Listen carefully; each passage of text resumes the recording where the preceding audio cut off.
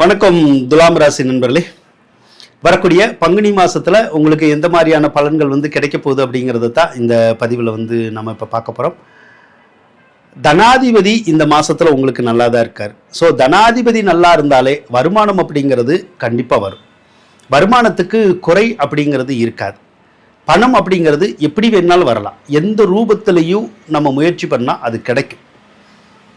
வரவேண்டிய பணமும் வரும். பேங்க்ல லோன் கேட்டாலும் கிடைக்கும், வெளியிடங்களில் கடன் கேட்டாலும் கிடைக்கும். நம்மளால சம்பாதிக்கவும் முடியும். என்ன சம்பாதிக்கிற பணங்கள் நோய்க்கோ கடனுக்கோ பகைக்கோ செலவாகலாம். நோய்க்குன்னா நமக்கோ நம்ம வீட்டில் யாருக்கோ நோய் நொடி வரலாம், அதனால கொஞ்சம் செலவாகலாம். கடனுக்கு அப்படின்னா ஏற்கனவே கடன் வாங்கியிருந்தால் அந்த கடன் அடைப்போம்.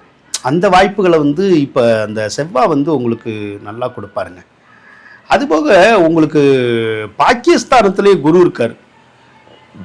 பாகிஸ்தானத்தில் குரு இருக்கிற போது நீண்ட நாளாக நினைச்ச காரியம் எல்லாம் இப்போ நடக்கும். பல காலம் நடந்திருக்காது, ஆனால் இப்போ நடக்கும். கடந்த குருபெயர்ச்சியிலிருந்தே பாருங்க, நம்ம சில யோகங்கள்லாம் உங்களுக்கு கிடைச்சிருந்திருக்கும். எதிர்பாராத நன்மைகள் கிடைச்சிருந்திருக்கும். என்ன வேலை கிடைக்கிற மாதிரி கிடைச்சிருக்கும், ஒரு சிலருக்கு அந்த வேலை நிலைச்சிருந்திருக்காது, மறுபடியும் மாறி இருந்திருப்போம். தொழில் இல்லாமல் ஒரு சிலர் கஷ்டப்பட்டிருப்பீங்க, தொழிலை கொடுத்துருக்கோம், மறுபடியும் அந்த தொழிலை ஸ்டாப் பண்ணுற மாதிரி ஏதாவது வேலை அந்த குரு பகவான் பார்த்துருவார். ஆனால் அந்த ஸ்டாப் பண்ணுற மாதிரியான வேலை பார்க்குறதுங்கிறது நிரந்தரம் கிடையாது. மறுபடியும் அதில் உங்களுக்கு ஒரு சாதகமான ஒரு சூழ்நிலையை தான் அந்த குரு பகவான் ஏற்படுத்தி கொடுப்பார். வெளிநாடு போகிறதுக்கு, படிக்கிறதுக்கு, வேலைக்கு நல்ல யோகம்தான். விசா வேணும், பிஆர் வேணும், கிடைக்குமான்னு கேட்டால் கண்டிப்பாக கிடைக்கும். அதனால் வெளிநாடு சார்ந்த எந்த ஒரு வகையிலையும் நன்மை இருக்கும். உங்கள் அப்பாவுக்கு மட்டும் குரு ஜென்மத்தில் இருக்கனால அலைச்சல் திருச்சல் இருக்கும். சிலர் வீட்டில் இருக்க மாட்டாங்க. ஏதாவது ஒரு வகையில் வெளியே போகிறதுக்கான ஒரு வாய்ப்புகள் இருக்கும். அப்பா மட்டும், வேறு தொந்தரவுகள் எதுவும் வராது குருனால. ஆனால் குரு அதிர்ஷ்டத்தை கொடுக்கக்கூடிய ஒரு அமைப்பில் தான் உங்களுக்கு இருக்கார். 11 கேது இருக்கு, அதுவுமே அதிர்ஷ்டத்தை தான் கொடுக்கும், நல்லதை தான் கொடுக்கும். நினைச்சு பார்க்காத வகையில் நன்மைகள் எல்லாம் கொடுக்கும்.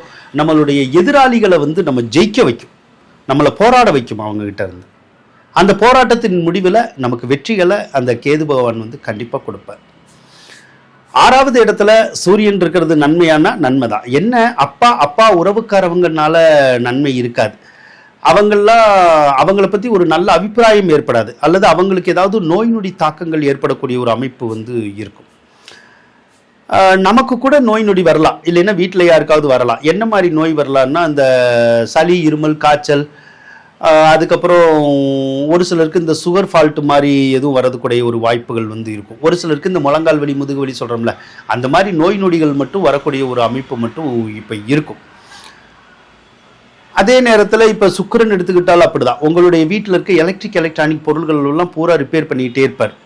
அதாவது பழுதாக்கி விட்டுருவார். இப்போ ஃபேனாக இருக்கட்டும், ஃப்ரிட்ஜாக இருக்கட்டும், வாஷிங் மிஷினாக இருக்கட்டும், குக்கராக இருக்கட்டும், மிக்சியாக இருக்கட்டும், லேப்டாப்பு, இப்படி எதுவாக இருந்தாலும் சரி, செல்ஃபோனாக இருந்தாலும் அதெல்லாம் பழுதுபடக்கூடிய ஒரு அமைப்பு இருக்கும். எவ்வளோ நாளைக்குன்னா மார்ச் 27 வரைக்கும் அந்த மாதிரி இருக்கும். மார்ச் 27க்கு அப்புறம் உங்களுக்கு நல்ல காலம் பிறக்கும்.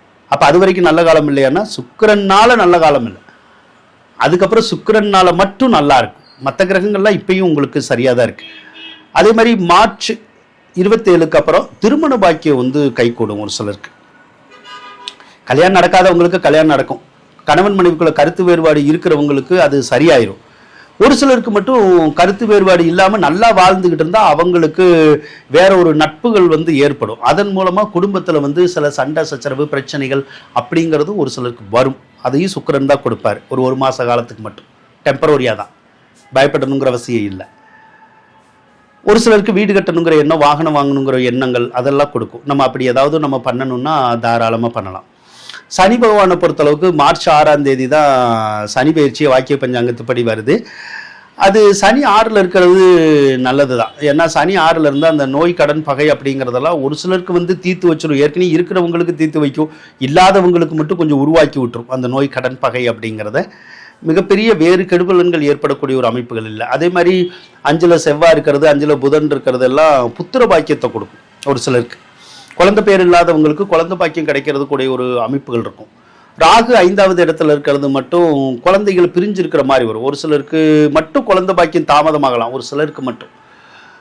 அதே மாதிரி பிள்ளைகள் படிக்கிறதுக்காகவோ வேலையின் காரணமாகவோ வெளியே எங்கேயாவது பிரிஞ்சு போகலாம். அப்படி இல்லைன்னா ஏதோ ஒரு பிள்ளைனால நம்ம வருத்தப்பட வேண்டியது வரும். ஏதோ ஒரு பிள்ளைக்கும் நமக்கும் கருத்து வேறுபாடுகள் கூட வரலாம். அந்த ஒரு விஷயம் வந்து கொஞ்சம் இருக்கதான் செய்யுது. ஆனா அத குருவனுடைய பார்வையில் இருக்கிறனால மிகப்பெரிய பிரச்சனையா உருவாகாது. ஓரளவுக்கு நமக்கு சாதகமான வழியில நிறைய பலன்கள் நடக்கக்கூடிய ஒரு அமைப்பு இருக்கதா செய்யுது. ஆக துளாராசிக்காரவங்களுக்கு இந்த பங்குனி மாசம் அப்படிங்கிறது ஒரு நல்ல மாசமா தான் இருக்க போகுது. வாழ்த்துக்கள் நண்பர்.